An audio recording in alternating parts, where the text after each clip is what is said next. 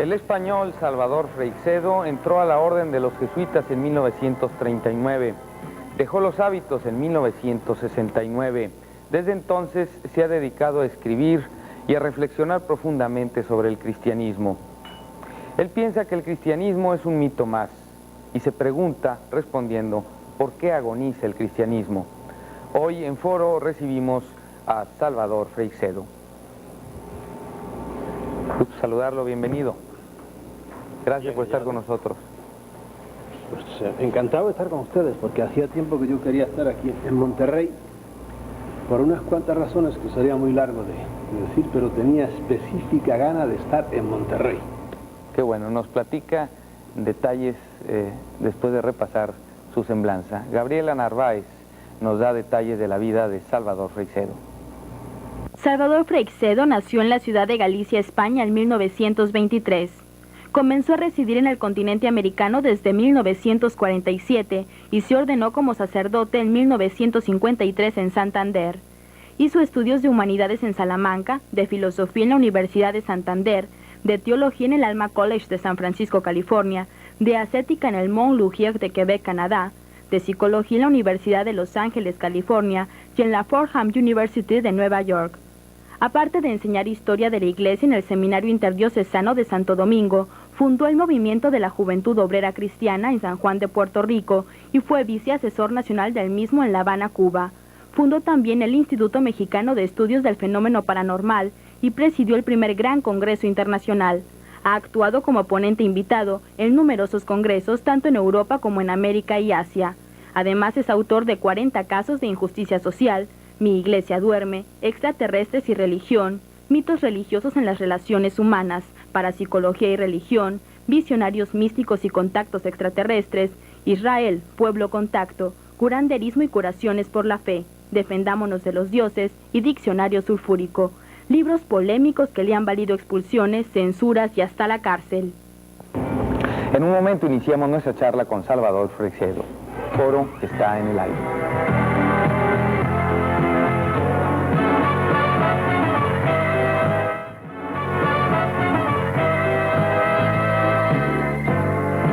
Salvador, entonces usted estuvo 30 años en la Orden de los Jesuitas.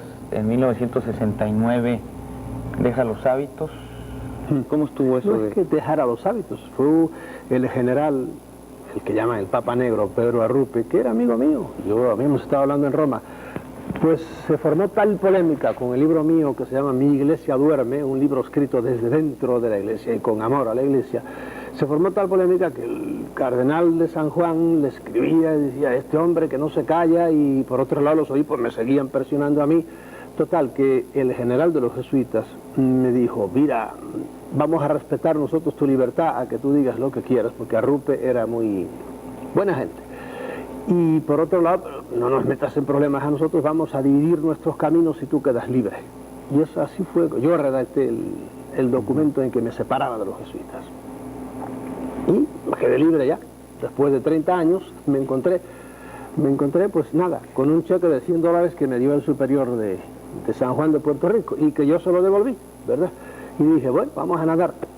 Y aquí estamos tan tranquilos. Nunca se deja de ser sacerdote, ¿no? Según la teología, no se deja nunca, porque hay dos sacramentos que son el bautismo y el orden sacerdotal que no se pueden repetir, que imprimen carácter, como dicen los teólogos. Los demás sí se pueden repetir. De modo que, según dicen ahora los que están horrorizados, pues yo seré sacerdote hasta en el infierno. Pero como no hay infierno, pues no hay problema, se queda uno tan tranquilo. ¿Cómo que no hay infierno? No, hombre, eso es una de las cosas terribles que tiene el cristianismo en cuanto a enjuiciar el más allá. Es de las peores religiones que hay, porque eso, el infierno del cristianismo es terrible, es aterrador. Y yo aprovecho aquí la ocasión para quitarle el miedo a la gente. Esos infiernos de más allá y fuegos y paraísos son calumnias que no han levantado a Dios los teólogos. ¿Entiendes? Un Dios que nos dicen que es Padre no puede tener semejante tortura. Eso es un absurdo en el cual yo creí mucho tiempo, porque yo fui un fanatiquito durante muchos años, nací en eso y tardé 40 años en sacudirme eso y en rebelarme contra semejantes absurdeces. De modo que yo en este caso estoy defendiendo la bondad de Dios. Dios no tiene infiernos. Bueno, podremos estar de acuerdo en que no hay infierno tal y como se le concibe a la gente en las llamas y torturada de esa manera tan concreta, ¿no? Así. Sí, con fuego y un demonio metiéndote pinchazos. Pero el infierno existe de otra manera, es la ausencia de Dios, como el cielo es la gloria de Dios, disfrutar de la gloria de Dios. Y el Dios purificante es el purgatorio, ¿no? Bueno, el purgatorio es, como dicen, algunos países dicen el purgatorio, ¿verdad? Porque en lugar de pulgas. Nada, son todo cosas que la mente humana ha ido haciendo, porque tú te sales del cristianismo y te vas a otras religiones y siempre la gente ante el más allá, la pobre mente humana empieza a fabular, a inventar, ¿verdad? Y de las invenciones que hemos tenido aquí es el purgatorio, que es una doctrina que muchos cristianos no aceptan. Por ejemplo, los protestantes no aceptan semejante cosa. Ahora, que hay infiernos, ¿cómo no va a haber infiernos? Este planeta es un infierno, como nos lo han impuesto todos los grandes políticos y los grandes militares y los grandes locos que dirigen este mundo. Este planeta es un infierno, dejando aparte del infierno en que viven muchos, la mayor parte de los seres humanos. En el más allá, yo estoy seguro que hay gente que merece algún tipo de infierno, no un infierno como el del que hablábamos, sino que los hagan reencarnar, que ahora está de moda la reencarnación. Hazlo reencarnar en Etiopía para que te mueras de hambre, tú que mataste de hambre a otros, etcétera, etcétera. ¿Qué hay en el más allá? No lo sé, ¿verdad? ¿Y usted cree en la reencarnación? ¿En ese tipo de reencarnación? Yo ni entro ni salgo, no la acepto también como un mito más. Algunos ya reencarnación para ellos es un dogma más. Yo no quiero salir de Guatemala para caer en Guatepeor. Yo sí digo que hay gente que merecen reencarnar. ¿Por qué? Por imbéciles. Porque han sido los perfectos abusadores y desgraciados y sinvergüenzas en este mundo. Hazlo reencarnar en un barrio donde todo el mundo tenga que trabajar, levantarse a las 5 de la mañana, o en una nación o en una raza donde te den leña para que veas, si es que traes memoria de lo que fuiste antes, para que veas lo que es la vida. Pero no sé si hay reencarnación o no hay. No me opongo a ella tampoco. Salvador, platíquenos del momento ese trascendental, angustioso, o esos años que se viven cuando empiezan las dudas y pretende uno dejar el sacerdocio como usted lo hizo. Bueno, sí, fue terrible. Yo adelgacé no sé cuántos kilos, más que nada porque los periodistas no te dejaban ni a sol ni a sombra. La salida mía fue en Puerto Rico a propósito de mi libro, que ya no era mi primer libro, que se llamaba A mí me echó Batista de Cuba, por otro libro. No Fidel Castro, sino Batista, por un libro que se llamaba 40 casos de injusticia social, y lo subtitulé Examen de conciencia para cristianos distraídos. Y por ese libro Batista, que era muy listo, le dijo a mis superiores, miren, este mejor que se vaya, y me invitó a salir, y me fui entonces. De ahí me mandaron a Puerto Rico, y allí al cabo de unos años escribí. Yo tenía un puesto importante en todas las diócesis, trabajaba con los obreros, con la juventud obrera, y escribí Mi iglesia duerme, un libro de meditación para monjas piadosas. Vaya, hoy día no pienso así ya, he ido evolucionando. ¿No piensa que haya monjas piadosas? También todavía las hay, como no. Yo tengo 2 tías monjas, 2 fósiles ya, las pobrecitas deben tener 85 años cada una, pero son monjitas y se horrorizan, están rezando todos los días a Dios para que yo no me vaya al infierno y cosas de... Pero lo dice así, monjitas, como sí, se monjitas, dice, no, mira, hay muchas mujeres, las pobrecitas. No es despectivo, yo no las pobrecitas han seguido un impulso que es sincero, ¿verdad? Y han entregado su vida a Dios, no saben, en el más allá les van a premiar de alguna manera, pero no saben que muchas de estas entregas pues son entregas inútiles. A muchas monjas, por ejemplo, a las que me estén oyendo, le digo, usted es de familia pobre, casi seguro, y a lo mejor, no sé aquí en México, pero se ha dedicado a educar a los hijos de los ricos. Digo, y los suyos, y los pobres suyos, los han dejado porque muchas órdenes femeninas se han dedicado a tener colegios, por lo menos en Europa así es, a educar a la gente que tiene plata, porque son una minoría las que se dedican a educar a las clases pobres. Pero bueno, dejando el tema ese, estábamos en que sí, fue terrible aquello. Y a mí no es que me viniera una rebelión repentina, no, poco a poco yo veía que una cosa se decía, otra cosa se hacía, que el cristianismo que yo, burgués, porque yo nací en una familia burguesa, mi abuelo era un hombre rico, y cuando me metieron a trabajar con los pobres, ¿verdad? Pues empecé a ver que había el cristianismo de esta gente tenía que ser diferente, etcétera. Empecé a revolverme, y una cosa era lo que la teoría y otra cosa era lo que el cardenal de San Juan de Puerto Rico practicaba, que entonces no era cardenal, era solo arzobispo, al cual yo había conocido de párroco, de modo que sabía su vida y milagros, y alguna vez me quiso acogotar, y yo le dije, mire, monseñor, a mí me trata usted con respeto, y no dejo que me trate como trató al padre fulano de tal, al cual mató a disgustos. Dije, a mí no me trata usted así. Si quiere hablarme, no me hable con un vaso en la mano. Era una fiesta de mi ex santo patrón Ignacio de Loyola, y me empezó a decir cosas. Dije, me llama a su despacho y ahí hablamos de hombre a hombre, pero aquí no. Y le di la vuelta, me di la vuelta y me fui. Y claro, ahí empezó ya el choque. Y llegó un día en que en mí maduró todo eso, y en una semana yo le dicté a una grabadora, le dicté el libro Porque agoniza, le dicté el libro Mi iglesia duerme, y se formó ya todo. Es un libro bueno, es un libro que ya te digo, hoy día no estoy de acuerdo con muchas cosas de las que digo ahí. Pero sigue pensando que la iglesia duerme.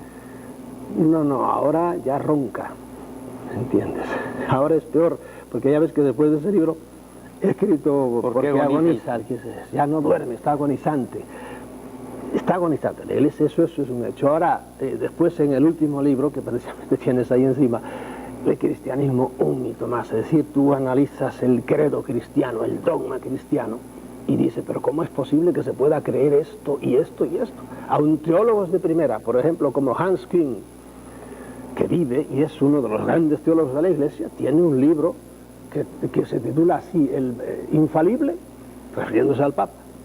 ¿Cómo es posible que, por ejemplo, se pueda defender la infalibilidad del Papa, o de quien quiera que sea, pero en concreto del Papa, cuando uno conoce la historia de la Iglesia? Y allí en el libro precisamente Mi iglesia duerme, yo doy una lista como de 12 papas en que han dicho cosas que el que vino detrás tuvo que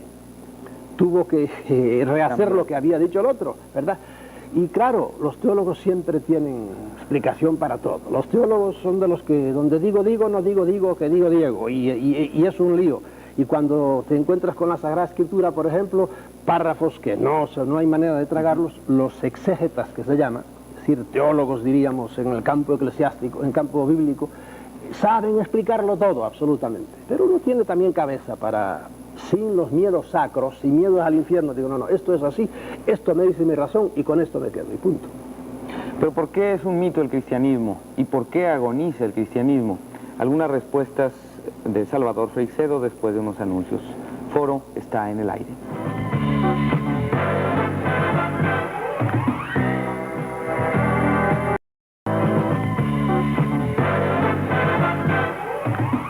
Le veo dos anillos en las manos, uno en cada mano, y uno es una argolla matrimonial. Sí, una argolla matrimonial, me casé hace 4 años. Los obispos querían que yo me hubiera casado inmediatamente de salir, pero tardé más de 10 años o 12 años o no sé cuánto, porque yo, mi cosa no era por andar detrás de ninguna mujer ni nada de eso, sino que yo sencillamente no creía las cosas en las que estaba metido, y por eso tranquilamente me fui, y no era mi prisa eso, total, pero ahora sí estoy casado. ¿Hijos? ¿Tiene familia?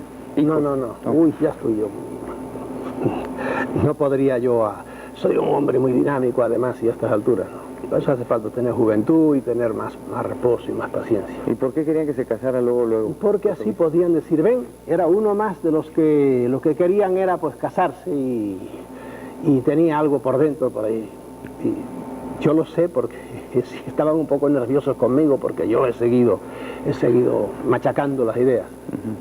Quizá si le preguntara a un sacerdote, no me responda, aunque usted para la iglesia seguirá siendo sacerdote, es decir, teológicamente sigue siendo sacerdote, pero bueno, ya está hablando muy claro sobre su visión del mundo, ¿no? Y de la religión también. Y quizá un sacerdote no me lo responda, quizá también alarme un poco la pregunta, pero muchos se la hacen y yo la tengo que hacer aquí.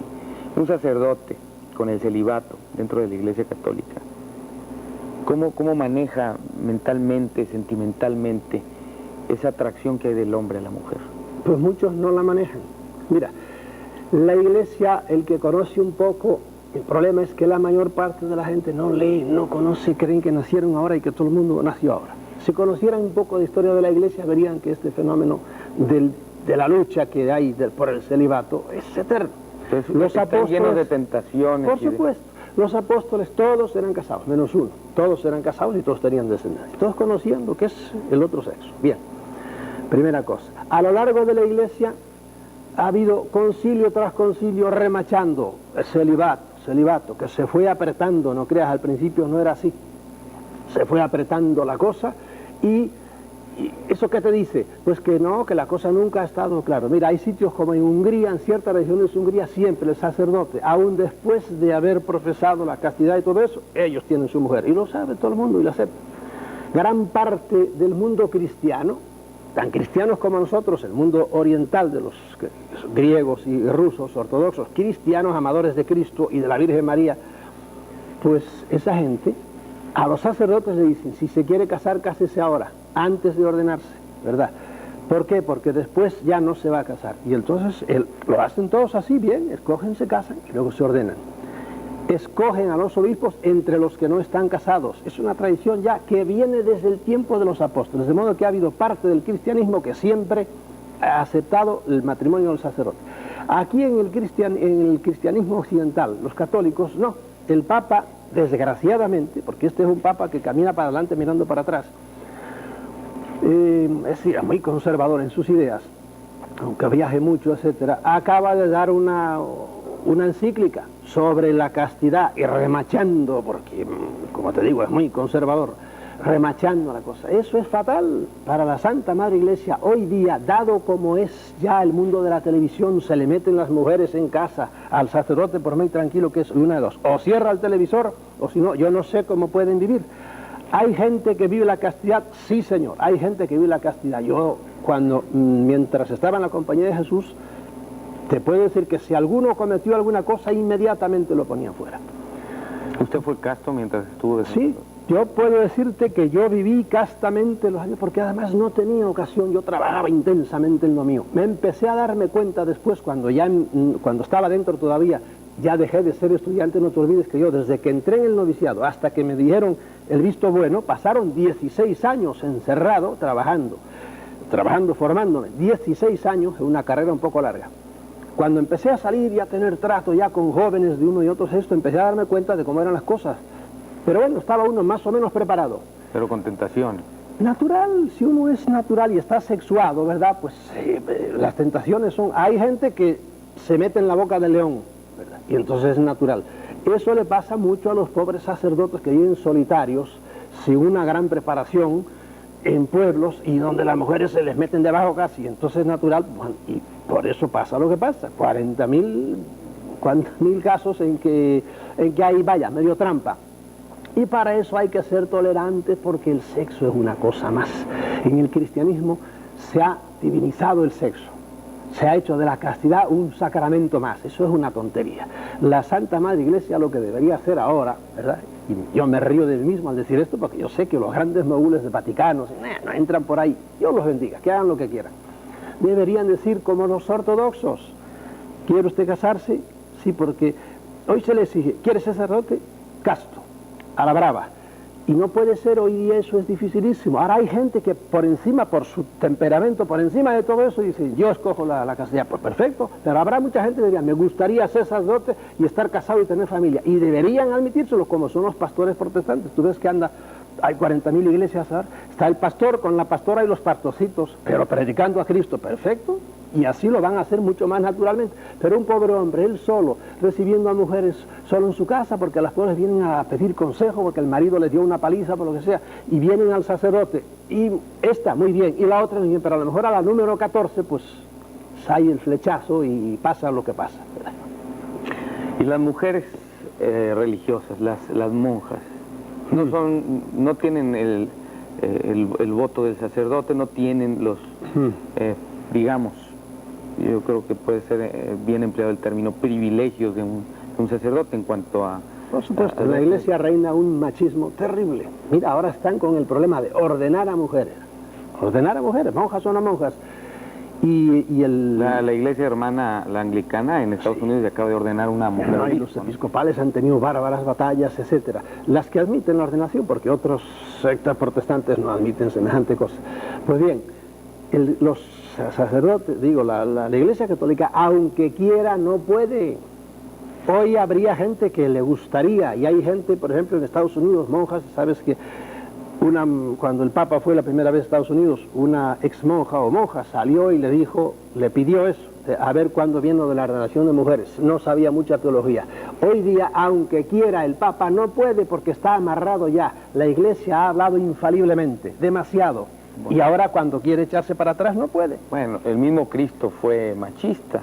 Entonces, desde ese punto de vista, sí, señor. 12 apóstoles, hombres, ¿por qué no había una mujer entre sus 12? En aquellos tiempos no cambiaba. Tenía una Magdalena, con la cual hay muchas, ahora se ha escrito mucho sobre la Magdalena y las relaciones de Cristo con la Magdalena, etc. Me lavo las manos de todo eso, ¿eh? ¿Usted las cree? Ni fu ni fa, a medias. Hay argumentos muy interesantes, ni sacados del mismo por el evangelio, miedo a declarar algo. No, en absoluto, no, porque no le doy demasiada importancia a eso. Por mí, si Cristo se hubiera casado, me quedo tan tranquilo, absolutamente. Porque yo al sexo no le doy la importancia que se le ha dado a otros, que le han dado en la iglesia, que creen que por ejemplo, si uno tiene algún desliz en el sexo, ya se acaba el mundo. ¿Qué va, hombre? Eso no es una cosa tan natural como el comer. Bueno, además él instituyó dentro de la iglesia de esta manera el matrimonio, ¿no? Por supuesto. Pero como ya estaba de todas formas matrimonio entre no los judíos. Cristo, ni el matrimonio es algo que lo ves en los animales y lo ves el yin y el yang en el cosmos entero, ¿verdad? Bueno, es la relación de pareja, pero ya el matrimonio como institución dentro de la iglesia. En otras religiones también, es una cosa sagrada, en otras en cambio varía un poco, etc. Esos días son cosas que las hemos supervalorado y hemos hecho de ellas que son verdaderos monstruos. Cuántas pobres monjas que con eso me empezaste a hablar, entraron en la Santa Madre Iglesia y la pobrecita fue un calvario lo que tuvieron que pasar dentro, por esa manera tan antinatural y tan forzada. Y por otro lado después ahora las monjas han pegado un gran vuelco y se han ido algunas al extremo contrario y no saben hacer. Realmente hoy día hay un verdadero terremoto dentro de la iglesia. ¿Lo admitir o no? Cuando habla de la iglesia dice nuestra Santa... La Santa Madre Iglesia. La Santa Madre Iglesia. Sí. Y luego al inicio me decía, con amor a mi iglesia. O sea, que usted hacía todo esto con amor a su iglesia. Sí, ¿Sigue siendo su iglesia? ¿Usted sigue siendo católico? No, hoy depende. Si a mí, no católico, ni siquiera cristiano. Me preguntas, ¿usted es cristiano? Digo, depende de lo que usted entienda con el término. No solo eso, vamos a ir más atrás. ¿Usted cree en Dios? Depende de lo que usted entiende por Dios. El Dios cristiano, Dios de la Biblia, el Dios que nos han predicado, ese Dios, yo a ese Dios le digo con todo respeto, bórrame de la lista de tus hijos. ¿Por qué? Porque me voy a la Biblia, que es lo que hay que leer, y leo la Biblia, digo, pero ¿qué le hiciste a los amorreos? ¿Qué le hiciste a los jebuseos? ¿Qué le hiciste a los madianitas? Los destripaba, pueblos con los cuales se encontraba en su avanzar por el desierto, diríamos, en la tierra prometida, los israelitas. Y se encontraba con el pueblo A, el pueblo B, y los destripaba. Digo, pero tú no eres Dios de esta gente, de todos estos palestinos. Y entonces, ¿cómo los tratas tan mal? Es que es mi pueblo. Digo, pues la verdad que no eres muy justo. Pero aún su pueblo, el pueblo prometido, ¿verdad? El pueblo escogido, pueblo israelita. Históricamente hay pocos pueblos que hayan sido tan apaleados como el pueblo escogido. Entonces yo le digo, mira Dios, si me vas a escoger a mí, no me escojas, escoge a otro, porque si me vas a defender como defendiste a tu pueblo, acaban conmigo. Por lo tanto, ya ves, ¿usted cree en Dios? En ese Dios yo no creo. Yo tengo otra idea de Dios, diferente, que la explico precisamente en el libro ¿Por qué agoniza el cristianismo? ¿Usted es cristiano? ¿Qué entiende usted por ser cristiano? De Cristo hay cosas que acepto y hay cosas que no acepto. O sea, usted piensa como Gibran, sí, en aquella anécdota que narra de que el Jesús de los cristianos y el Jesús de Nazaret se reúnen cada 100 años por allá en las montañas del Líbano. Y cuando están juntos platicando, conservan largas horas, dice Gibran. Llega un momento en que el Jesús de Nazaret se despide del Jesús de los cristianos diciéndole, amigo mío, creo que jamás llegaremos a un entendimiento.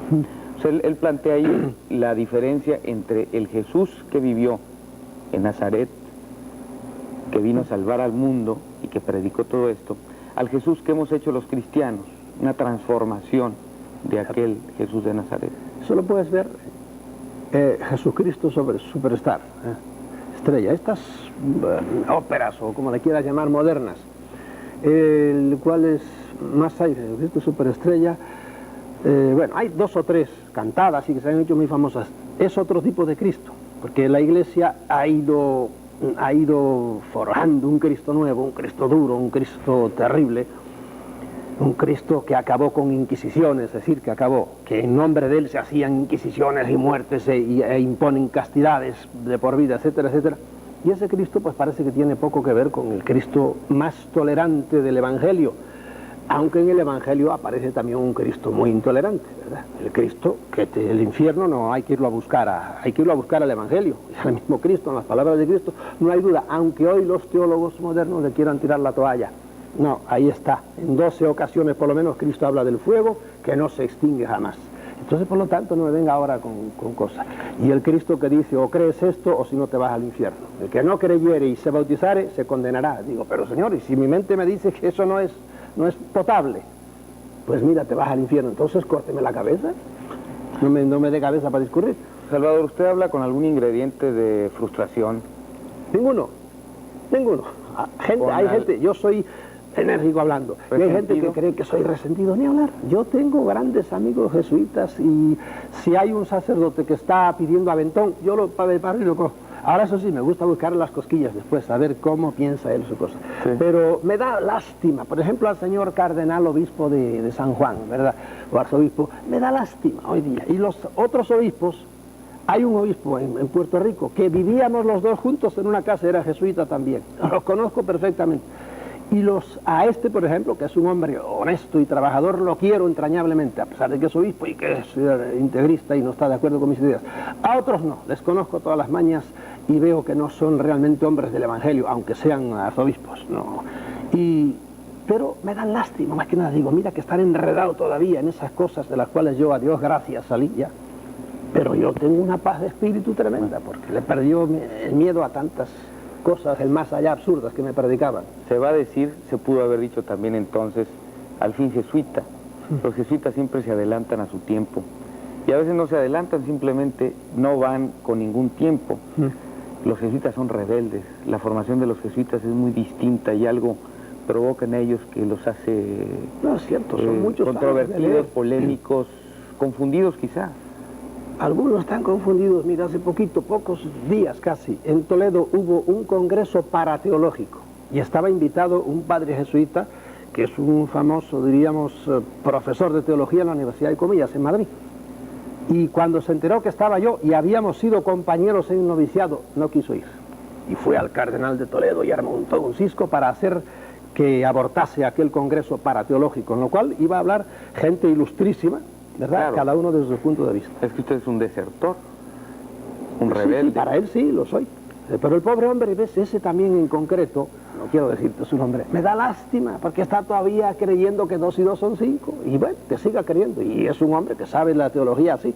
Pero esos argumentos que yo pongo en el libro Un mito más, si tú le dices ese argumento, que son verídicos todos, no echa para un lado. Bueno, son pequeños errores. No hay pequeños errores. Pero al fin, usted, con formación jesuita, así reaccionan los jesuitas, ¿no? Al fin, siempre. puede ser. Claro, también tienes que atender. Yo soy un poco vehemente.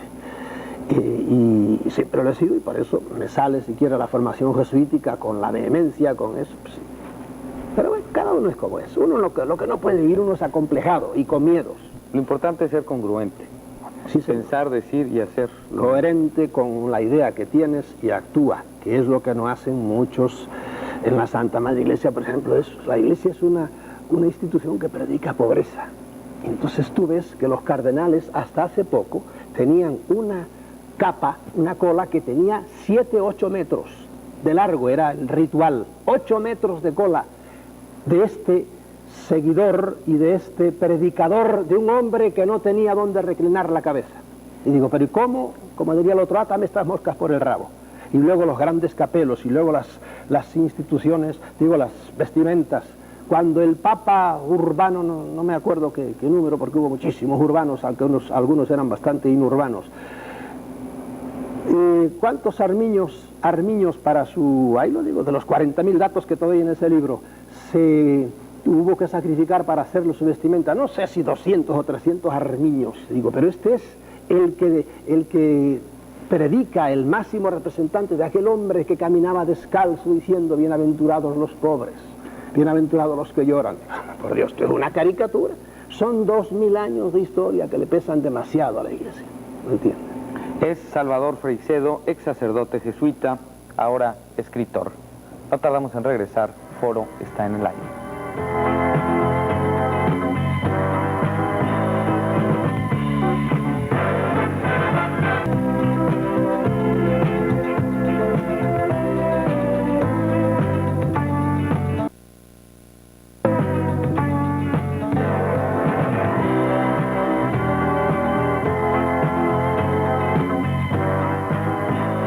A final de cuentas, ¿por qué agoniza el cristianismo, Salvador? Pues yo creo que lo digo en la contraportada del libro, porque adora fundamentalmente por muchas cosas, pero porque adora a un Dios falso. El Dios del cristianismo, como te dije hace un rato, es un Dios falso, es un Dios vengativo, es un Dios terrible, es un Dios cruel, es un Dios que pide siempre sacrificio y sangre, ¿entiendes? Como todas las religiones, ahí de eso podríamos hablar horas, es un arquetipo. Todas las religiones piden sangre, y el cristianismo también. Todo el cristianismo gira alrededor de la sangre de un pobre hombre que murió en la cruz. La han sublimado en términos freudianos, pero eso es la cosa. El cristianismo no es diferente en eso de las demás religiones. Usted mismo predicó eso. Sí, señor. Un Dios Yo sanguinario. fui un fanático durante 40 años. No me he hecho muchas culpas, únicamente me quedo pasmado. Pues nací en una familia así, ya te digo, hay no sé cuántos sacerdotes y monjas en mi familia, hermanos de mi padre y de mi madre. Pero me quedo pasmado como yo tardé tantos años en sacudir la cabeza, en caer en la cuenta de que había cosas que no casaban. Desde el principio, avanzando ya en mi formación, empecé a sentir ciertas cosas duras, pero está la fuerza, primero del miedo sacro, al más allá, como lo predica el cristianismo, y segundo, la fuerza de la tradición.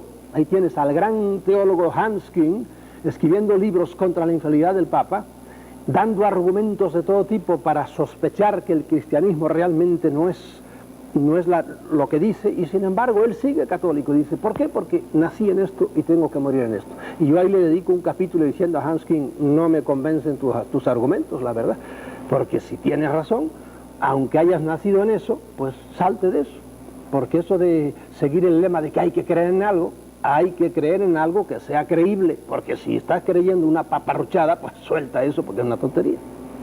¿Usted a qué edad entró al seminario? A los 16 años. A los 16 años. Antes así se estilaba, incluso desde más chicos, ¿no? Sí, algunos a los entran 13 a los años. 10 años, empiezan Bueno. así. No, yo acabé mi bachillerato y estaba a punto de entrar en la universidad, pero como mi hermano, que también fue jesuita y se murió ya, me Él estaba... sí terminó, es decir, fue sacerdote siempre. Sí, No se ese rebeló. terminó, no, tuvo su rebeldía también, antes de morirse. Pero murió así casi muy rápidamente, con un cáncer, y acabó con él enseguida, pero ya estaba muy rebelde, indudablemente. Pero yo casi por inercia, porque la hermana de mi madre monja, la otra de mi madre monja, mi hermana carnal, monja 30 años, también está hoy día fuera. El hermano de mi padre sacerdote, mi padre casi cura, porque casi estudió de seminarista hasta que casi se ordenó y entonces se fue. Y que mi madre era más monja que mis dos tías, etcétera. Un primo mío carnal es jesuita actualmente. Y en una sociedad así, pues naturalmente entras como un cordero y lo haces de buena voluntad. Y eso fue lo que me pasó a mí. Bueno, de todas formas ahora ya se les pide no terminar la primaria como antes y entrar al seminario, o no la secundaria, sino ya la preparatoria. Entran más grandes, con un poco más de madurez. Claro, pero fíjate que yo había acabado 7 años de bachillerato en España ya, que entonces empezábamos a estudiar. Yo estaba listo para empezar a ser abogado ya, porque a los 17 años yo podía entrar a la universidad. La pregunta es, ¿para qué no suceden las cosas que luego sucedieron con usted? Es decir, entrar a un mundo que después de años de reflexión lo va a transformar totalmente. No debieran terminar su carrera y luego entrar a una orden que les diera, tipo Opus Dei, que terminan su carrera profesional. Y luego son 6 años, no 16 como con los jesuitas, Sí. o 12 años, como otras órdenes. 16 años, Sí. sí, tuve yo. Bueno, 6 años de preparación, pero antes ya con una carrera profesional, y donde haya un poco más de madurez, que estén más vividos, porque no que han tenido incluso su Hoy día novia. se hace más así, ¿verdad? Pero eso es problema de ellos, como yo estoy ahora en otra cosa, ¿verdad? Que hagan como quieran. Mira, Sí, ya en mi no le tiempo apura, entonces. éramos yo, eso no me apura en absoluto. Entonces, Hay ¿para qué cosas- escribe estas cosas si no le apuran? Para despertar a mucha gente que los pobrecitos están metidos dentro todavía sufriendo por eso, por lo que les esperan en más allá, o entregando su vida a una causa perdida, como hay tantas buenas monjas o tantos católicos que sinceramente, siendo muy buenas personas, están todavía dedicando todos sus esfuerzos a... La mayor parte no es así, pero bueno, hay gente que se entrega todavía. Por ejemplo, tú hablabas del Opus Dei, tanta gente, me da pena todavía. ¿Cómo es posible que se crean las cosas que predica, aun dentro del cristianismo, tan rancias el Opus Dei en estos tiempos? ¿Por qué rancias? Rancias, huelen ya a pasado. ¿Pero por qué? Hombre, por ejemplo, exigirle a los sacerdotes andar con sotana negra. Cuando veas a un pobre en ciertas ciudades, va con sotana negra, es un pobre hombre del Opus Dei. ¿Por qué? Porque parece que ellos es vital. ¿Quién más da eso si Cristo usaba minifalda? Es un horror, que me dice. Yo suelo decir, para horror de mucha gente, los primeros papas usaban minifalda, era la toguilla aquella, la faldeta que usaban los romanos porque eran de la clase humilde. Y el Papa Lino y el Papa Clemente usaban eso. Y a eso lo han hecho una cosa. Hoy día, usar veste talar hasta abajo y negro, llevar su alzacuello, eso es sagrado. Recibir la comunión de rodillas, eso es sagrado. Para estas gentes que están de mira estrecha, ¿verdad? Y a mí esa gente me dan pena, realmente me dan pena, porque además se están caricaturizando el cristianismo. El cristianismo es, como dijo Cristo, he venido a predicarle a los pobres, he venido a predicar el reino de Dios, he venido a cosas grandes, no a cicaterías bobaditas de estas. A los pobres de corazón. Sí, así es, a los pobres de espíritu. Y entonces, ¿usted piensa que esta religión malentendida enferma a la gente, la trauma, ¿De cuántos pecados, de cuántas enfermedades no ha sido causa precisamente la doctrina de la castidad en muchos niños, predicada tan absurdamente como se ha predicado? Tantas neurosis, lo he vivido yo. No te olvides que yo he confesado a muchísima gente y yo he bregado con miles de jóvenes, he dado ejercicios a 40.000 jóvenes y he visto las neurosis que muchos muchachos que realmente son gente recta, pero les predicaban cuidado esto y los pensamientos, y tenían un cisco alrededor de la castidad enorme, y eso degeneró en auténticas neurosis que a algunos los ha llevado al manicomio. Y esa es esta manera de predicar el sexo, absurda, ¿verdad? Y luego tantas vidas cortadas, truncadas, traumadas. Por eso hay que entregar todo a Dios y se meten en un convento. Y mucha pobre gente sufriendo toda la vida allá. Lo que pasa es que hay que conocer historia de la iglesia, ¿entiendes? Hay que conocer las historias de los Abelardos y las Eloísas y todos los amores secretos que ha habido y todas esas cosas, dentro del convento y fuera del convento. ¿Qué conceptos equivocados ve usted en la educación sexual dentro de la iglesia? Pero al sexo hay que quitarle morbo, ¿me entiendes? Tiene mucho morbo. Hoy día hemos caído en lo contrario. Hay que descararnos un poco más. Tampoco el sexo es lo que es. Si tú ves a un hombre como los hay, por ejemplo, que se atiborran de cerveza, y venga con cerveza, acaban con unas barrigas, y digo, este es un pobre desgraciado, que hace de la cerveza, que es una cosa preciosa cuando te tomas tu cervecita suave y fresquita, ¿verdad? Hace de esto como un dios, y entonces ahí lo tienes hecho un pobre alcohólico, un pobre estúpido.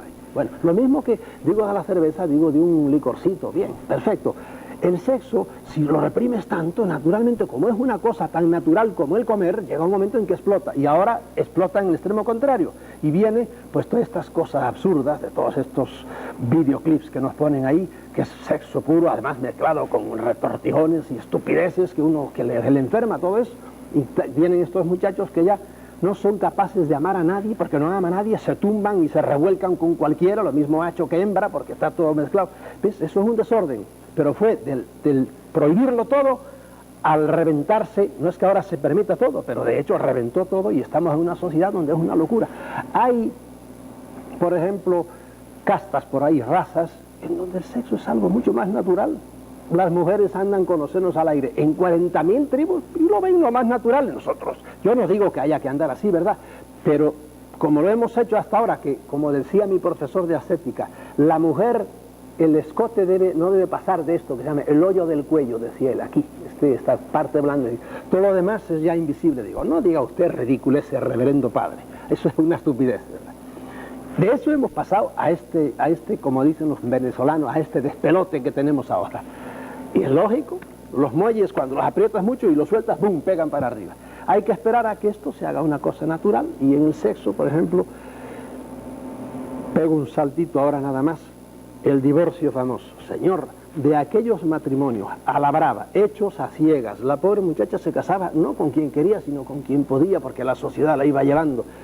Y entonces encima te exigían, casi no habías tenido opción para escoger, ¿verdad?, hace 30, 40 años, y ahora eso sí, una vez ya que has escogido, que no has escogido en realidad, que te llevaron al altar agarrada así con un anillo por aquí, entonces fidelidad y hasta la muerte.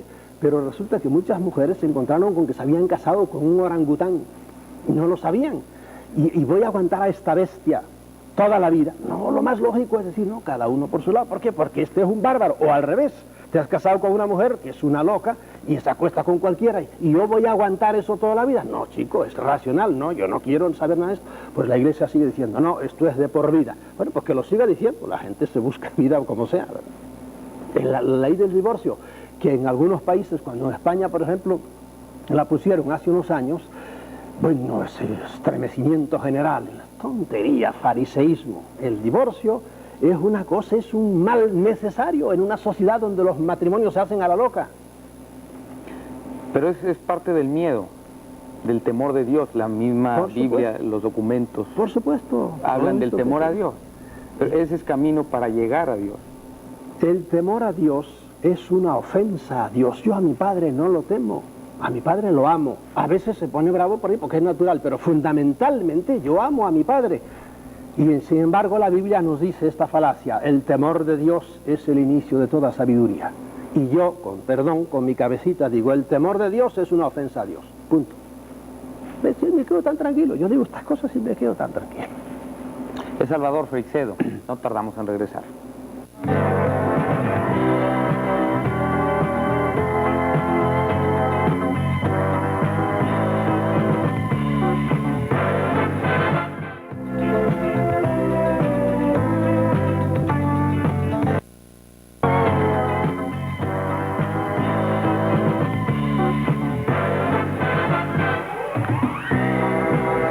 No está excomulgado. No, yo el estoy hecho de solo retirarse, luego casarse. Suspendido. Suspendido, que es lo que le hacen a los muchachos cuando no estudian. Suspendido es decir, igual que por ejemplo, aquí no sé si usar el término bárbaro de desbarrar a un abogado. Es decir, que no le permiten ejercer por cosas que ha hecho en otros países, se llama así. Yo estoy suspendido, no me permiten ejercer. Ahora, si yo digo misa, mi misa es ilícita pero válida.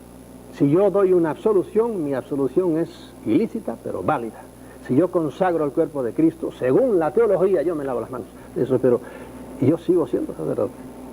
Eso dice la teología. Ahora sugieren una excomunión para los abortistas, incluso para las autoridades que promuevan el aborto, la despenalización del aborto. Y ya no se atreven, porque si no conmigo, por ejemplo, deberían haberme suspendido, pero hoy yo al señor obispo, arzobispo, no sé si será aquí el arzobispo de aquí, de esta ciudad, de Monterrey, yo le digo, atrévase, ¿verdad? No se atreven. ¿Por qué? Porque se dan cuenta de que eso es darle a uno todavía más caché, más fama y más publicidad, y por eso se quedan. Antes sí, a los pobres curas los amedrentaban con eso. No solo eso, sino que el Papa publicaba un entredicho, que es algo por el estilo, o una excomunión contra un rey, y el rey pues hacía, te puedo poner ejemplos en la historia, vamos, allá en Canosa, el emperador Enrique fue arrodillado a hablarle al Papa, al terrible, bueno, no me acuerdo. ¿Pero quién? ¿Enrique VIII? ¿Quién? No. Ah, el emperador allá en Alemania. Y fue a pedirle perdón. Fue a Roma a pedirle. No, allá en las montañas estaban entonces encima de la nieve, ¿verdad? Que le quitara la excomunión, etcétera, etcétera. Y amenazaban con eso. Hoy día eso perdió ya su significado y no. A mí si me excomulga el señor obispo, quien sea, o el Papa, yo lo excomulgo a él, quedamos empatados los dos. Y me quedo tan tranquilo. O sea que le dieron más caché a Marcel Lefebvre. Por supuesto, el pobre Lefebvre, es que este Papa piensa mucho como Lefebvre, ¿entiendes? Son primos hermanos. Lo que le molesta al Papa es eso, que no vaya a Roma y no haga, y no se le someta, eso es lo que le molesta. Pero en el fondo, pues piensan bastante. Lo que pasa es que el pobre Lefebvre ya se le pasa, le está patinando el coco, como dicen por ahí por el Caribe, y ya quiere volver, porque estos son ridículos. Yo he discutido con dar algunos marcha atrás al Concilio Vaticano II. Quieren volver a la liturgia de San Pío V, y yo he dicho a algunos de ellos, porque no, Pío V, porque no vuelven a la de Pío I, que está más atrás todavía, porque esa fue la liturgia que ellos tuvieron cuando eran niños, y quieren la misa en latín, y quieren tonterías, eso no importa nada, si la esencia del cristianismo es el amor, y es el perdón, y es el inclinarse al pobre, y es lo que Cristo, la parte buena del Evangelio de Cristo vino a traernos a todos, que es la fraternidad de todos, nada más, lo demás tonterías. Lo demás son tonterías, absolutamente. Recibir la comunión de pie, decir la misa en latín, hablarle al público de frente o estar de espalda, todo eso son tonterías. Capisallos largos, capisallos cortos. ¿Ir a misa los domingos? Por supuesto, eso. Y mandar a uno al infierno porque no fue a misa el domingo, pero un infierno eterno con fuego. ¿A quién se le ocurre semejante mentecate? Yo fui a misa el domingo, bueno, ¿y qué? Pero yo amo a mi prójimo, eso es lo importante. Hay mucha gente que yo los veo que andan ensobacando su evangelio, ¿verdad? Yendo por aquí, siempre son hombres del libro, ¿verdad? Pero Dios te libre de echártelos de socios en un negocio porque te pelan al moñito, como dicen los cubanos. Porque con su evangelio debajo del brazo no son hombres de fiar. En cambio hay gente que casi no conoce el evangelio, pero son honestos. Yo conozco a mucha gente que no son cristianos y son honrados, y con ellos puedes ir al fin del mundo. Ese es un cristiano. Salvador, ¿usted de qué vive? ¿No ha pensado en formar su secta religiosa? No, ni hablar. Voy a salir ahora de una cosa para meterme en esto. Alguna vez me han dicho, usted va a hacer alguna... Vete al cuerno. Yo no quiero saber de eso. Yo quiero que los hombres usen su cabeza. El hombre es hombre porque es racional. El pecado de mucha gente culta, se llama culta, de mucha gente de dinero, de mucha gente preparada, es que no usan su cabeza y lo único que hacen es atracarse precisamente de esa cajita que tienen ustedes ahí, por la que me están viendo. La televisión, y se atracan de televisión y de deportes y de show, y en cambio no se sientan a pensar realmente qué es la vida. No se rebelan, por ejemplo, contra situaciones en que vivimos hoy día, presión, políticas, económicas, religiosas, no piensan, ¿verdad? Hay que pensar, eso es lo que yo predico, pensar. El hombre tiene que usar su cabeza, y si no la usa, esos son de los que van a reencarnar, como te dije antes, otra vez al planeta. ¿Por qué? Porque no ha pensado usted, no ha evolucionado, venimos a evolucionar, no ha evolucionado, por lo tanto, vuelva para atrás y evoluciona. ¿Y de qué vive? Yo vivo de milagro, ¿me entiendes? ¿Del milagro de Dios? Sí, Dios está en todas partes. Yo digo, ¿de qué vivo ahora? Pues mira, tuve suerte que tuve una madre y un padre que me dejaron algo de dinero, poquita cosa, y mal administrado, porque yo soy horrendo para las finanzas. Menos mal que tuve la hermana mía que fue monja, a tiempo lo poquito que me quedaba, lo agarró ella y me lo administró mientras yo andaba moviendo, ella me movía. Los libros dan muy poco dinero, pero poquísimo. A mí he tenido mucha suerte porque no te olvides que yo llevo más de una docena de libros y se venden mis libros. Lo que pasa es que la mayor parte tengo que hacer una excepción ahora con la editorial Posada, que ciertamente se está portando bien conmigo, pero yo he tenido grandes editores que me han hecho unos atracos horribles. Me han robado todo lo que han querido, porque yo siempre, el dinero para mí ha sido secundario. A mí basta con vivir al día y estar tranquilo y se acabó. Capital, no tengo capital ninguno, pero vivo al día. Soy millonario en amigos, porque yo te digo que puedo ir a 20 ciudades y tengo siempre casas de amigos que me invitan y que están contentos con que yo esté y me pase con ellos una semana o así. De eso, y hablando también, a veces hay mucha gente que hoy día empiezan a pagar bastante bien cuando uno habla, pero hasta he hablado miles de veces, pero como lo oyes miles de veces, y jamás cobro un centavo. Salvador, hace un momento le preguntaba de la excomunión a los promotores del aborto. ¿Usted qué piensa del aborto? Ya con esa visión distinta. Es un tema duro de pelar, el aborto. Mira, al cerrarse en banda, infantilmente, como hacen hoy día la predicación oficial de la iglesia, aborto no, pero señor, oiga usted primero las circunstancias del aborto. ¿Qué haría usted, le diría yo al señor obispo, al moralista número 1 aquí de la ciudad de Monterrey? ¿Qué haría usted con una muchacha a la cual la han llevado a la fuerza, la han violado, un sinvergüenza, y ahí la tiene usted ahora, pues que dé a luz. No, esa muchacha, el cuerpo de ella es suyo, y no tiene por qué darle cabida y darle sobre todo ser la madre de un fruto que tiene dentro, que se lo han metido a la fuerza, por lo tanto tiene todo el derecho de ir para afuera. Y empiezan ellos a defender, olvidándose de la pobre madre, empiezan a defender al niño. Y dicen, señor, ese niño es un embrión que tiene, no sé, un cuarto de pulgada, no, tiene milímetros, ¿verdad? Y está defendiendo, atienda a la madre, hay un derecho contra el otro derecho. Ahora, la Iglesia siempre ha querido que enseguida viene Dios y crea un alma, eso es todo un mito también. Y lo hace para este hombre, y hay una persona total, no hay tal niego. Es más, hoy día, si se mete uno a oír lo que dicen los conocedores de esto, sin estar prejuiciados, que están todos los grandes biólogos y todos los grandes especialistas en ginecología y por ahí, te dicen, uy, eso está muy lejos de ser como nos dice la Iglesia, que ya hay una persona entera, etcétera, etcétera. De modo que en un caso como ese, ya les digo a la Iglesia, mire, no pueden cerrarse sin más ni más. En un caso como ese, yo por cierto le digo a la niña, aborta. Otra cosa es... el tiempo que lleve. Otra cosa es cuando me dicen, mira, el niño ya puede vivir, está dentro, está a los 7 meses. Digo, hombre, ahora piénsalo, ya es una cosa más de pensar, porque ciertamente ahí yo a ese niño sí le doy cierto tipo de personalidad. No hago lo que hace la Iglesia, que se olvida siempre de la madre.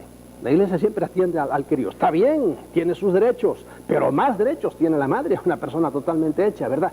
En un caso en que van a hacer, yo le diría, no, se te pasó el...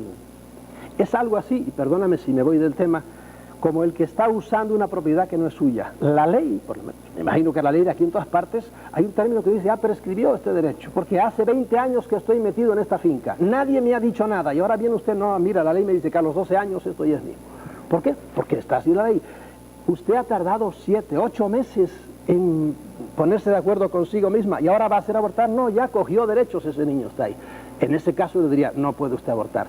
Y las leyes, la italiana y la española y en general la sueca, las leyes, los países que hace tiempo que están en esto, discriminan muy bien, ¿entiendes? Hay que ser flexible. Por supuesto, es lo primero que hay que hacer, que es lo primero que no hace la Iglesia. Lo primero que dice, aborto, no. Pero señor, el aborto es una cosa...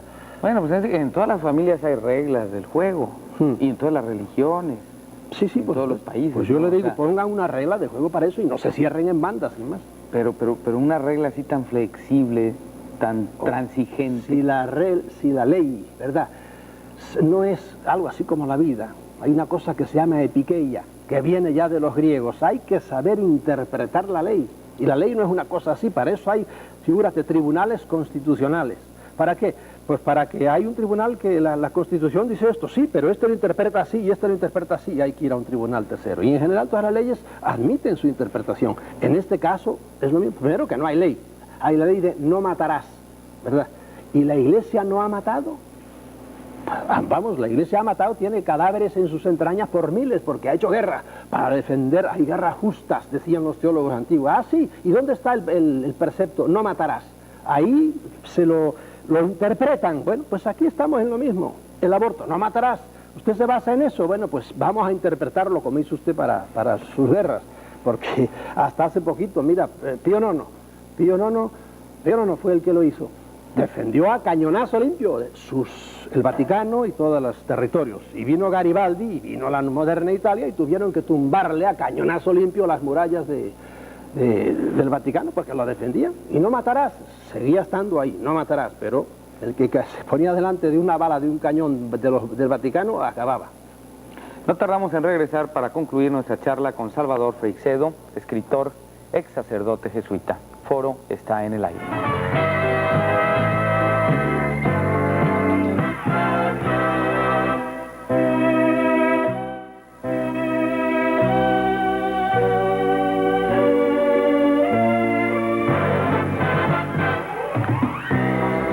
De los santos, los pueblos latinoamericanos sobre todo son muy, bueno, en España sucede. Muy santeros. Muy santeros.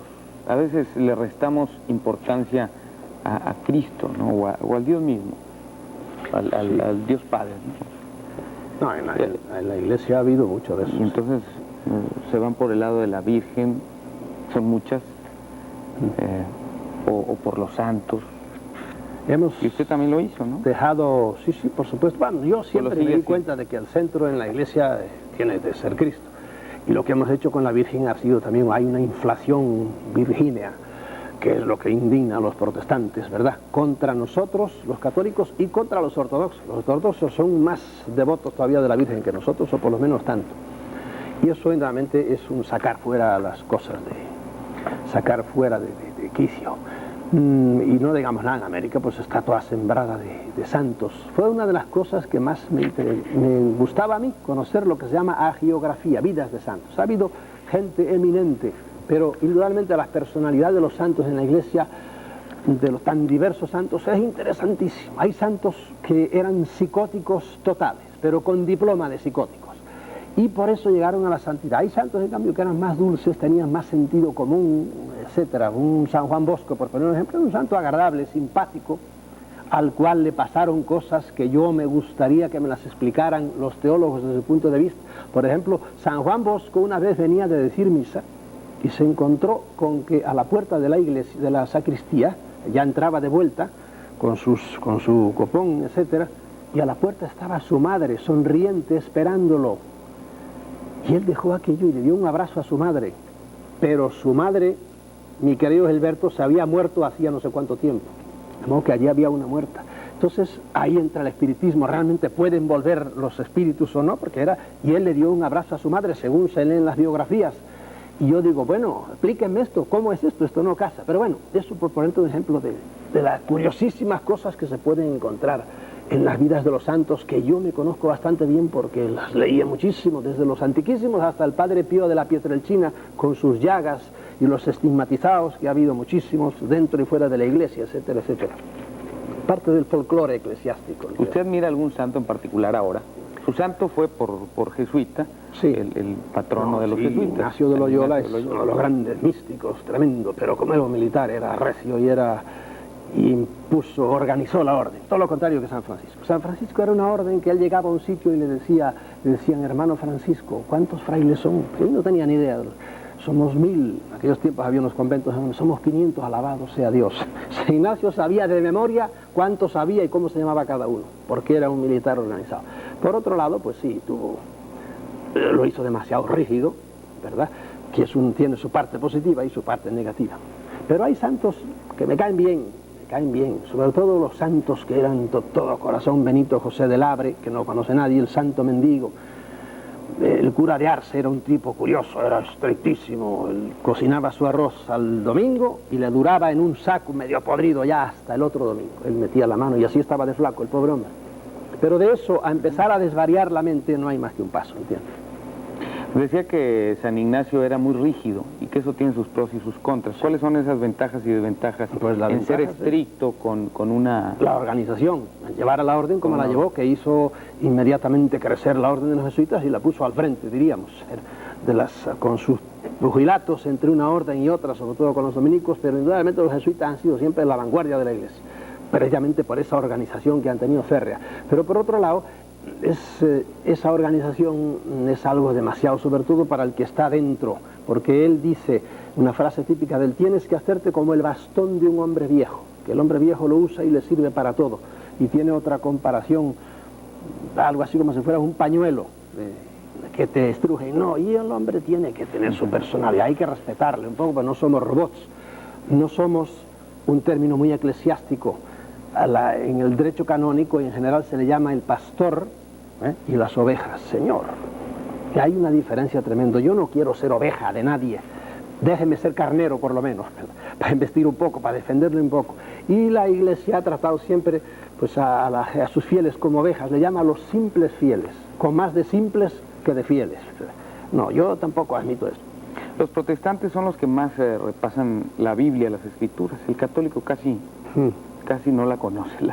O sea, salvo un grupo, bueno, son los más, iba a decir fanáticos, pero no va a ser que ofenda el término, los más dedicados, los más metidos en la religión. Pero el resto de los católicos casi ni conoce la Biblia. El protestante da citas y todo, ¿no? Y usted hace un momento me quedé pensando, cuando hablábamos del temor de Dios, contradecía lo que dicen las Escrituras. Bueno, ¿son las Escrituras palabra de Dios o invento de los hombres? Bueno, hay un capítulo entero en ese libro que es la Biblia, palabra de Dios o inventos de los hombres. Y cuando te metes a leer la Biblia, a conocer la Biblia, pues te encuentras con que racionalmente hay 40.000 cosas que no se pueden admitir en la Biblia, pero 40.000 cosas. Es un libro muy largo la Biblia. Además que la gente está dentro del cristianismo, tú acabas de decir, unos ni saben lo que es la Biblia, es un pecado de los católicos, y los protestantes se han hecho comedores de Biblia, se han hecho adoradores de la Biblia, y aquí lo dice, y sobre todo los fundamentalistas, que es al pie de la letra. Si vas a coger al pie de la letra la Biblia, te encontrarás con terribles disparates, como a propósito de la creación del mundo y a propósito de 40.000 cosas, ¿verdad? Desde el punto de vista de la sociología, de la medicina, etcétera, hay muchos horrores que la gente desconoce. Por ejemplo, hay una frase en el Eclesiástico que es: muélele los lomos a tu hijo, es decir, dale buenas palizas antes de que se te haga ya como un potro indomable. Digo, oiga, eso lo oye cualquier pedagogo, por ahí dice, qué barbaridad. Bueno, pues es palabra de Dios también, tontería. Le achacan a Dios cosas que gente pensaba, les hablaban. La Biblia, hay más de 100 autores ahí, ¿verdad? Además, ¿cómo ha llegado la Biblia a nosotros? Porque traducciones de traducciones de traducciones, en fin, ese es un tema larguísimo. ¿Hay cosas positivas en la Biblia? Por supuesto que las hay, pero la gente no se da cuenta de que cada religión tiene su Biblia. Y tú no le hables, ya ves lo que está pasando estos días con el escritor ese que habló contra el Corán. No le hables a un maometano mal del Corán, ¿verdad? ¿Por qué? Porque le hacen como a este, lo sentencian a muerte. El Corán está lleno de disparates, que me perdone el Ayatollah Khomeini. Y vas a los Vedas, y vas al Zendavesta, y vas al Dhammapada, y son las Biblias. Pues usted está hablando mal de la Iglesia Católica. ¿Quién? Yo. Bueno, pero menos mal que en la Santa Madre Iglesia ya no llegamos a las aberraciones del Ayatollah, que me condenen a muerte. Los señores obispos son una gente muy amable, etcétera, y le mando un saludo desde aquí al señor obispo. De todas formas es bueno que alguien pertenezca a una religión. Las religiones, o así como usted, a la larga, le han hecho más daño a la humanidad, no a una persona privada. A la humanidad le han hecho mucho más daño a las religiones. Usted está con Marx, es el opio del pueblo. Mando al cuerno a Marx entera. Yo, no me hagas entrar en el tema de la sociología, que me encanta. Pero el marxismo practicado, hemos visto que está fracasando tremendamente. Y empezó a fracasar rápidamente. Que hay puntos verdaderos de más, claro que la dice verdades de puño. Pero a la larga no ha aterrizado bien. Y lo vemos en las sociedades que ha creado y en los muertos que ha causado. ¿Usted vivió en Cuba? Sí, señor. Y ahí cómo tratan a la gente. Estuvimos en Cuba haciendo un reportaje. Los jóvenes, para ellos el Dios, hablo de los que ya nacieron después de la revolución, el Dios es Fidel Castro, o sea, ¿cuál otro? Porque claro, llegó Fidel, yo ya no viví el tiempo de Fidel, porque a mí, como te dije antes, me echó Batista de Cuba, ¿verdad? Volví después unos tiempos, y te advierto que Fidel en una ocasión tuvo un libro mío, el primer libro que yo escribí, lo tuvo no sé cuánto, en esos discursos maratónicos que echaba, durante un buen rato, diciendo, mire lo que dice este cura, y empezaba Fidel a decir cosas, verdades que yo dije, y que de cierta manera fueron una premonición para los que iba a venir después, porque en la Cuba de los 1.000 millonarios en aquel tiempo, ¿verdad?, había gente que ganaba $22 mensuales. Los cubanos de Miami esto no lo admiten, pero era así, ¿verdad? Porque yo trataba con ellos y los conocía. Y en esos grandes desniveles es donde se puede calentar la cosa. Salvador, sí, ¿iba a decir algo? No, dígalo. No, si a mí me dejas hablar, yo estoy todo el día. Como que...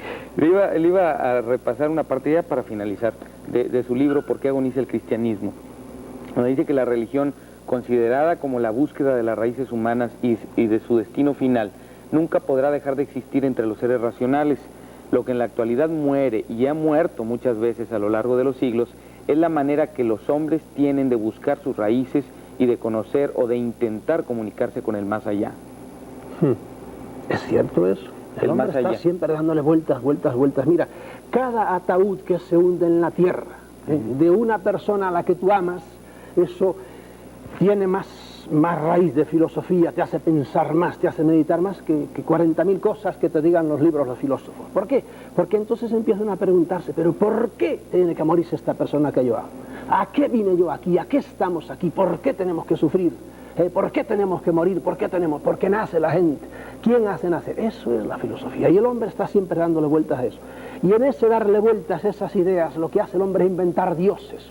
Porque el hombre es como un flash en medio de la noche. Naces y cuando empiezas a darte cuenta de que tú eres tú, te entierran, ¿verdad? Yo, que tengo ahora la suerte, ¿verdad?, de tener la mente todavía despierta, me tumbo muchas veces a pensar, digo, a mí se me va acercando el fin ya, y lo veo venir con una tranquilidad tremenda, mucho más que antes, pero indudablemente eso me hace pensar a mí.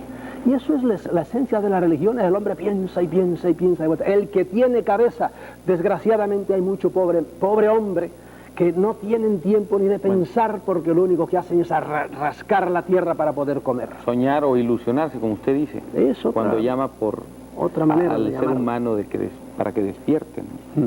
Esta ilusión o sueño. Y hablando del más allá, me traje el libro porque también hubo mucha controversia con la charla que tuvimos con JJ Benítez, compatriota suyo, con el caballo de Troya. Y amigo mío, si yo con Juanjo me encuentro en 40.000, me he encontrado en 40.000 congresos y por ahí. ¿Y piensan igual? O sea, usted también... Sí, he leído algo últimamente de lo que ha escrito sobre el mundo extraterrestre, la granja que es esta tierra. Nosotros, lo que yo he escrito. Sí, Y no, entonces, si él y por yo eso empezamos me en lo lo mismo. traje, porque ahí andan emparejándose. Lo que pasa es que yo le he dicho a Juanjo, cuando él viene, yo voy, o cuando yo vuelvo, él va. Juanjo empezó siendo reportero de estas cosas, de extraterrestres, y por ahí cuando trabajaba ya en Bilbao, en un periódico. Y como es un muchacho muy trabajador y escribe bien, pues se ha seguido moviendo y ha ido entrando, precisamente el fenómeno ovni lo ha ido llevando a lo trascendente. Y ahora él me dijo una vez, no hace mucho, que estaba estudiando teología. Y entonces él va en esa dirección, yo estoy volviendo de esa dirección. No, mira, yo estoy dejando la teología atrás, porque tuve que estudiarla 4 años seguidos y exclusivamente. Y se cruzan nuestros caminos, ¿verdad?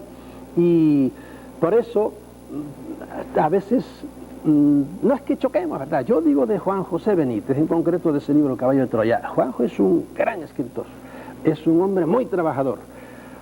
Y por eso le gusta mucho a la gente. Lo que es malo de él es que presenta como verdaderas, como hechos, cosas que son novela, que son ficción. Todo el Caballo de Troya es una cosa en la cual él mezcla datos verdaderos con fabulación de él para armar eso, que es una novela, ¿verdad? Y al principio en el libro así se decía novela, y luego en las ediciones posteriores ya se lo quitaron. Y hay mucha gente que no sabe ya si va o viene, si eso es verdad, si eso es mentira. Y es una cosa interesante como puede ser una novela, pero en eso nos diferenciamos. Yo en general no trato ficción nunca. El libro mío último, Ellos, los dueños invisibles del mundo, es un libro de hechos, hechos, hechos. Y yo después empiezo a deducir, pero basado en hechos. Y él, en cambio, fabula, muy bien fabulado, pero es una cosa de divertimento, vamos a llamarle así. Y esa es la gran diferencia que tenemos él y yo. Ahora él tiene libros sobre ovnis, por ejemplo, que son documentados y son de hechos, no ficción. Pero entonces, ¿hay algo que ver con los extraterrestres, según usted? En mi manera por de ejemplo, él pensar, habla también de Dios, sí, sí, ¿verdad? sí. De Cristo. Sí, es que mira, el que se mete a estudiar el fenómeno ovni a fondo te lleva directamente a la religión. Yo hace años que estoy diciendo, todas las religiones del mundo son debidas a que los que dirigen el mundo desde las sombras, lo que en la iglesia, para que el señor obispo no se me escandalice, o los curas o los católicos crean que ya empieza a hablar de locuras, no, de su iglesia, de su Biblia, el texto de Efesios. Nuestra lucha, dice San Pablo, no es contra la carne y contra la sangre, es contra las potestades, es contra los ángeles, contra los espíritus, contra las dominaciones que viven en las alturas, ¿verdad? San Pablo creía en eso, y en la iglesia... Son seres divinos, son seres divinos. Divinos, entre comillas, son seres suprahumanos, no divinos, son más que los hombres, como los hombres somos más que los animales. Entonces, hay Cristo escalas no era divino. cósmicas. Cristo no era divino. Si quieres era entramos en suprahumano. el tema. Para mí, el ser hijo de Dios, a la iglesia le costó mucho trabajo llegar a definir que Cristo era hijo de Dios. Al principio en la iglesia no se creía que Cristo fuera Dios como el Padre. Los cristianos no saben eso porque no saben historia, pero tienen que leer los concilios primeros de la iglesia y tienen que leer quién fue Arrio, que fue un señor que era obispo y que no creía que Cristo fuera hijo de Dios, ¿me entiendes? Y hubo un tiempo en que la mayor parte de los cristianos no creían que Cristo fuera Dios. Igual que la Trinidad, tardó 5 siglos en hacerse la doctrina de la Trinidad. Hasta entonces, los grandes teólogos no creían que el Padre, el Hijo y el Espíritu Santo fueran la misma cosa, del mismo nivel, vamos a decir. Bueno, dicen que la visión de los hombres cambia mucho a la hora de morir. Por supuesto, y a medida, si evolucionan, a medida que avanzan en la vida, un niño no cree igual de la vida de su padre cuando tiene 10 años que cuando tiene 40 años. ¿Usted piensa ver a Dios? pienso ver a Dios. No, Dios no es visible, por decirlo así. Dios no es un tipo, no es un señor. Ese es el gran pecado de la teología. Han traqueteado la idea de Dios como si Dios fuera una cosa y aún después de la muerte? Después de la muerte yo sé que me despertaré, no sé casi nada del más allá, casi nada. Pero sí sé que cuando me acueste para morir estaré a punto de nacer. A otro nivel, a otra existencia, a otra cosa, ¿verdad? Pero ver a Dios directamente como si fuera un tipo que está allí, no, eso son ideas mentecatas, ridículas e infantiles que nos ha presentado la religión católica de Dios. Muchas gracias a Salvador Freixedo por estar con nosotros y comentarnos estas cosas, su verdad. Sí, señor. Bueno, seguramente mucha gente no estará de acuerdo con lo que y estoy contentísimo si alguien dice, no, pues no está usando su cabeza, que eso sí, que no me manden a la hoguera ni nada de eso. Respetémonos y a todos los que no piensen como yo, un abrazo para todos ellos. Autor de una docena de libros, entre ellos Cristianismo, un mito más, y este otro que es donde se hace la pregunta ¿por qué agoniza el cristianismo? Un libro fuerte. Salvador Freixedo, ahora escritor, pero antes sacerdote jesuita. Él, al preguntarse esto, ¿por qué agoniza el cristianismo?, responde en el mismo libro, porque nos hace adorar a un Dios falso, tan falso como el Dios que nos presentan las Sagradas Escrituras, monstruoso, caprichoso, vengativo y cruel. Salvador Freixedo, profundamente religioso, como lo demuestra su incesante caminar por el mundo en busca de la verdad. Salvador Freixedo revela en este impactante libro cuál es su idea de Dios y cuáles son sus creencias, como nos lo ha dicho hoy en el programa. Fue expulsado de la Orden de los Jesuitas luego de haber pertenecido a ella por espacio de 30 años, debido a que a la publicación de su libro Mi Iglesia Duerme, que fue prohibido en la España del franquismo. Por eso lo expulsaron de la Orden de los Jesuitas en 1969. Gracias, muy amable. Gracias a ustedes.